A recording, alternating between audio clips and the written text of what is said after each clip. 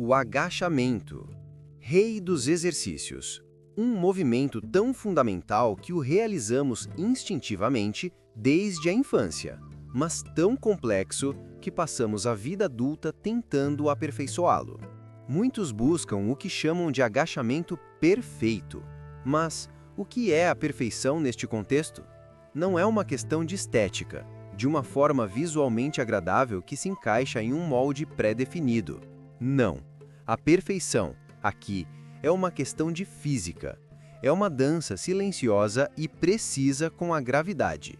Uma interação de alavancas, torques, vetores de força e, crucialmente, a sua anatomia individual e intransferível. Neste roteiro, vamos dissecar o agachamento. Vamos desmontá-lo em seus componentes biomecânicos mais fundamentais, revelando a geometria oculta por trás da força, da eficiência e, acima de tudo, da segurança. Prepare-se para ver um dos movimentos mais básicos da existência humana sob uma nova luz, a luz fria e implacável da ciência. Vamos começar nossa jornada no epicentro de todo o movimento equilibrado, o centro de massa. Imagine, por um instante, que toda a massa do seu corpo e da barra que repousa sobre seus ombros pudesse ser concentrada em um único e minúsculo ponto. Esse é o centro de massa combinado. O objetivo primário, a regra de ouro de qualquer agachamento seguro e eficaz, é manter este ponto de equilíbrio flutuando diretamente sobre o meio do seu pé durante toda a amplitude do movimento. Pense no meio do seu pé como o fulcro de uma gangorra. O centro de massa é o ponto onde você e a barra se sentam. Se esse ponto se desvia para a frente, em direção aos dedos, a força da gravidade cria um braço de momento, uma alavanca invisível que começa a puxá-lo para a frente. Seu corpo, em uma tentativa desesperada de não cair, compensará. Talvez seus calcanhares se levantem ou sua lombar seja forçada a se hiperestender para trazer o peso de volta. Ambos são caminhos para a ineficiência e o risco. Agora, imagine o oposto. O centro de massa se desloca para trás, em direção aos calcanhares. A mesma força da gravidade agora cria um torque que o puxa para trás. Você sente o peso nos calcanhares, os dedos dos pés talvez até se levantem do chão. Você está lutando para não cair para trás. A força que deveria ser usada para mover a carga verticalmente está sendo desperdiçada em uma batalha horizontal pela estabilidade. Portanto, a trajetória ideal da barra, do topo à base do movimento e de volta ao topo, não é apenas uma linha reta para cima e para baixo. É uma linha reta que permanece alinhada verticalmente com o ponto médio do seu pé. Qualquer desvio significativo dessa linha vertical representa uma perda de energia e um aumento das forças de cisalhamento em suas articulações, especialmente na coluna. É a primeira e mais importante lei da geometria da força. O equilíbrio não é uma sugestão, é um pré-requisito físico. Com o conceito de equilíbrio estabelecido, vamos agora mergulhar na mecânica interna. Seu corpo não é uma massa única, é um sistema complexo de segmentos rígidos. Seus ossos, conectados por articulações que atuam como fulcros ou pontos de pivô. É um sistema de alavancas. E em todo sistema de alavancas, a palavra-chave é torque. O trabalho realizado por cada músculo durante o agachamento não é determinado simplesmente pelo peso na barra. É determinado pelo torque que ele precisa gerar para superar o torque criado pela carga externa.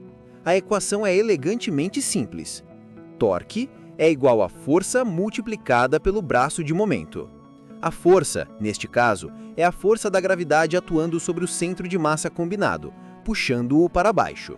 O braço de momento é a peça mais crítica e muitas vezes incompreendida deste quebra-cabeça.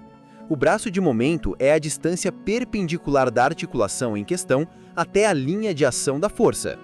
Em nosso caso, é a distância horizontal do centro da articulação, seja o quadril, o joelho ou o tornozelo, até a linha vertical que desce do centro de massa.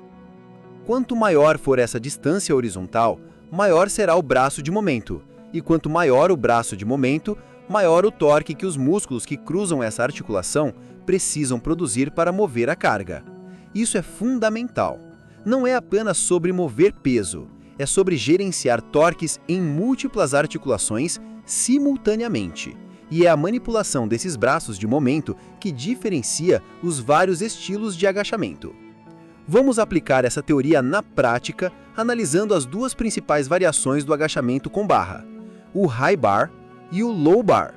A diferença, que parece sutil, apenas alguns centímetros na posição da barra nas costas, transforma radicalmente a geometria do movimento e, consequentemente, quais músculos realizam a maior parte do trabalho. Comecemos pelo agachamento high bar, ou com a barra alta. A barra repousa no topo dos músculos trapézios. Para manter o centro de massa combinado sobre o meio do pé com a barra nesta posição elevada, o atleta é forçado a manter um tronco relativamente ereto, quase vertical. Agora, visualize os braços de momento. Com um tronco ereto, a distância horizontal entre a articulação do quadril e a linha vertical da barra é relativamente curta. Isso significa um braço de momento pequeno no quadril. Consequentemente, o torque exigido dos extensores do quadril, os glúteos e os isquiotibiais, é menor. No entanto, para atingir a profundidade com esse torso ereto, os joelhos precisam avançar consideravelmente. Esse avanço dos joelhos aumenta a distância horizontal entre a articulação do joelho e a linha da barra. O resultado, um braço de momento longo no joelho. Isso impõe uma demanda de torque massiva sobre os músculos extensores do quadril, ou seja, o quadríceps. É por isso que o agachamento high bar é universalmente conhecido como um exercício dominante de quadríceps. A física assim o dita. Agora, vamos deslizar a barra para baixo, para o agachamento low bar, ou com a barra baixa. A barra agora se apoia na parte de trás dos ombros, sobre os deltoides posteriores, criando uma prateleira muscular. Essa posição mais baixa desloca o centro de massa combinado para trás. Para manter o equilíbrio sobre o meio do pé, o atleta deve inclinar o tronco muito mais para frente. O que essa inclinação faz com nossa geometria? Ela inverte as demandas. A maior inclinação do tronco aumenta drasticamente a distância horizontal entre o quadril e a linha da barra. O braço de momento no quadril se torna enorme.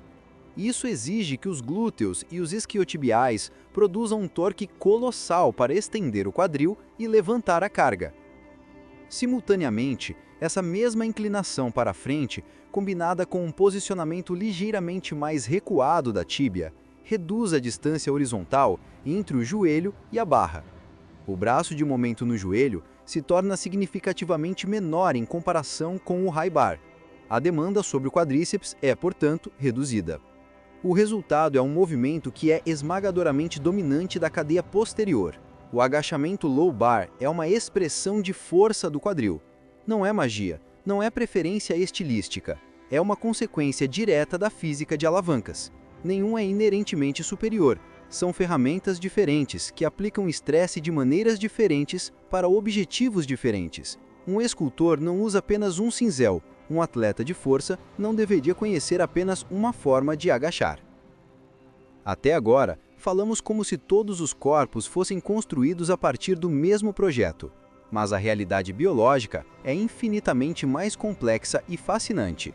A sua anatomia individual não é apenas um detalhe, ela é a variável mais importante na equação do seu agachamento perfeito. Ignorá-la é como tentar navegar sem um mapa. Vamos considerar a proporção entre o comprimento do seu fêmur e o comprimento do seu torso. Esta é talvez a característica antropométrica mais impactante na sua forma de agachar. Imagine um indivíduo com um torso longo e fêmures relativamente curtos. Esta pessoa pode facilmente manter um tronco muito ereto, mesmo em grandes profundidades, sem que o centro de massa se desloque para trás. Sua estrutura é naturalmente adequada para um agachamento no estilo high bar, com grande avanço dos joelhos. É a geometria corporal de muitos levantadores de peso olímpicos. Agora, o cenário oposto, o indivíduo com um torso curto e fêmures longos. Se esta pessoa tentar agachar com um tronco ereto, à medida que desce, seus longos fêmures empurrarão seus quadris muito para trás. Para evitar cair, o centro de massa combinado teria que se deslocar para trás do meio do pé, tornando o levantamento fisicamente impossível. A única solução para essa pessoa manter o equilíbrio é permitir uma inclinação significativa do tronco para frente. Isso traz o centro de massa de volta para a posição correta sobre o meio do pé. Tentar forçar um atleta de fêmur longo a agachar de forma ereta não é apenas ineficaz, é perigoso. Cria um torque insustentável na articulação do quadril e na região lombar, que tentará compensar a mecânica falha. A forma ideal dessa pessoa se assemelhará por necessidade física a um agachamento lombar, independente de onde a barra esteja posicionada. Sua anatomia dita a forma, a física não negocia. Outro fator anatômico crucial é a sua mobilidade do tornozelo, especificamente a capacidade de dorsiflexão. Dorsiflexão é o movimento de trazer o topo do pé em direção à canela. Uma boa dorsiflexão permite que seus joelhos avancem sobre os dedos dos pés de forma segura e controlada. Por que isso é tão importante? Porque o avanço dos joelhos é um dos mecanismos que permite que você atinja a profundidade no agachamento, mantendo o tronco mais ereto. Se seus tornozelos são rígidos e não permitem que os joelhos avancem, seu corpo precisa encontrar outra maneira de descer. Ele precisa compensar. A compensação mais comum é uma inclinação excessiva do tronco para frente. O corpo transforma o agachamento em um movimento semelhante a um good morning para conseguir profundidade, colocando um estresse tremendo na sua lombar. A outra compensação, ainda mais sinistra, é o infame butt wink, ou retroversão pélvica. Na base do movimento, como os tornozelos não cedem, a pelve é forçada a girar para trás sob o corpo para criar mais espaço. Essa rotação posterior da pelve arredonda a coluna lombar. Uma coluna lombar flexionada sob carga pesada é um dos mecanismos de lesão mais conhecidos para os discos intervertebrais. As forças de compressão se transformam em perigosas forças de cisalhamento.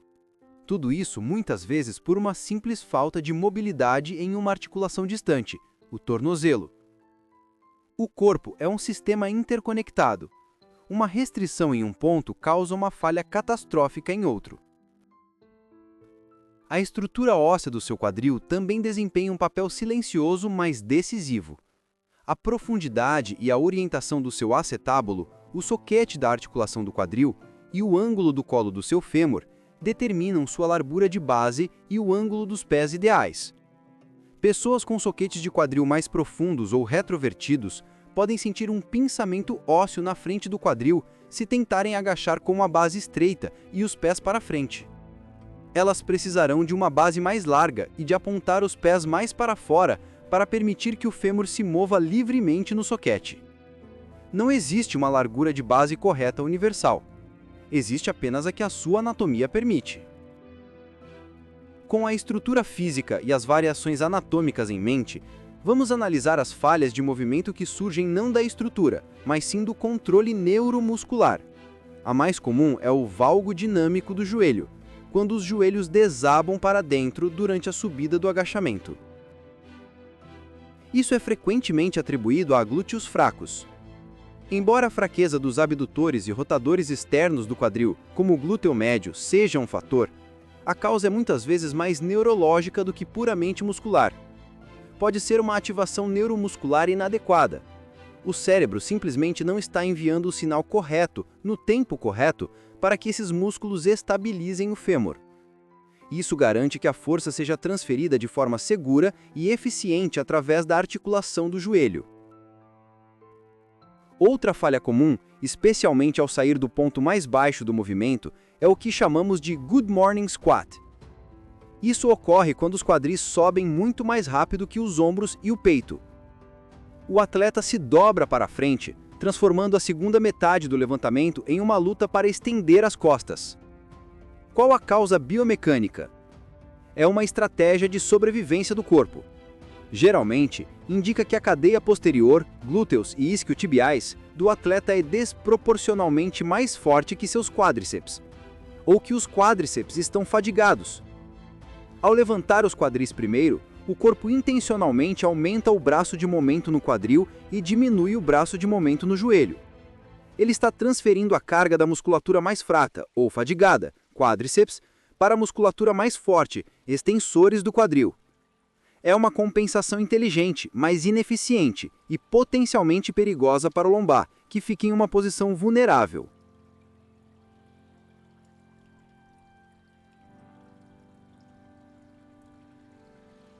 Finalmente, chegamos ao elemento que une tudo.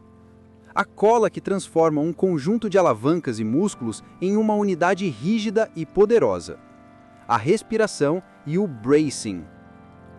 A força real não vem apenas das suas pernas, ela vem da sua capacidade de transferir a força gerada pelas pernas através de um tronco estável para a barra. Um tronco instável é como tentar atirar de um canhão montado em uma canoa. Toda a força se dissipa. A técnica para criar essa estabilidade suprema é a manobra de Valsalva. Mas não é simplesmente prender a respiração. É um processo ativo e violento. Primeiro, você inspira profundamente, mas não para o peito. Inspira para o abdômen. Imagine encher um cilindro ao redor da sua cintura, expandindo em 360 graus, para frente, para os lados e para trás. Segundo, você fecha a glote, a abertura na parte de trás do seu goler, para prender o ar nos pulmões. Terceiro, e este é o passo crucial, você contrai com força toda a sua musculatura do core, o reto abdominal, os oblíquos e os músculos da região lombar, como se estivesse se preparando para levar um soco no estômago. Você está tentando expirar com força contra uma viaeira fechada. O resultado? Um aumento dramático da pressão intraabdominal e intratorácica. Essa pressão interna age como um suporte pneumático para sua coluna. Ela transforma seu tronco, que é inerentemente flexível, em um cilindro rígido e incompressível. Pense na diferença entre uma lata de refrigerante cheia e selada e uma lata vazia. Você pode pisar na lata vazia e amassá-la facilmente, mas a lata cheia, pressurizada, pode suportar um peso enorme. Seu tronco, quando devidamente preparado com o bracing, é a lata selada. Essa rigidez protege as vértebras de forças de cisalhamento e compressão excessivas e, mais importante, permite uma transferência de força quase perfeita do chão para a barra. É o que permite que um atleta de força mova cargas que, de outra forma, quebrariam sua estrutura. O bracing não é opcional. É a essência da força sobre carga. E assim, montamos o quebra-cabeça. O agachamento perfeito não é uma imagem estática, uma forma única a ser copiada. É um algoritmo dinâmico. É uma equação com múltiplas variáveis. A posição da barra, que dita os braços de momento, os parâmetros de seus membros, que definem os limites da sua forma, a mobilidade de suas articulações, que permite ou impede o movimento, e a sua capacidade de criar estabilidade através da pressão. Não existe um agachamento perfeito universal. Essa ideia é uma falácia. Existe apenas o agachamento perfeito para você. O agachamento perfeito para sua estrutura, para os seus objetivos e, acima de tudo, para as leis imutáveis da física. Entender essa geometria da força é o que separa o levantamento de peso bruto da expressão elegante e poderosa do potencial humano. É transcender o simples ato de mover um objeto pesado e começar a entender a complexa e bela engenharia do seu próprio corpo. O agachamento perfeito não é um destino a ser alcançado, é um processo contínuo de descoberta, escrito na linguagem da física sobre a tela da sua própria e única anatomia.